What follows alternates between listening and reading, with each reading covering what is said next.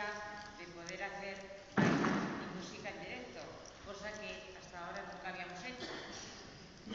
Y vamos a intentar hacerlo el próximo viernes para los estudiantes, para los niños, para que conozcan un poco lo que hay entre la música y la danza, que no solamente es música por un lado y danza por el otro, sino que unido puede quedar atractivo. Gracias, bueno, a toda la gente de la banda que tuvieron muchísima paciencia con nosotros durante los ensayos. Y claro, por supuesto, al personal del auditorio, que también se aportó todo lo mejor posible con nosotros. Creo que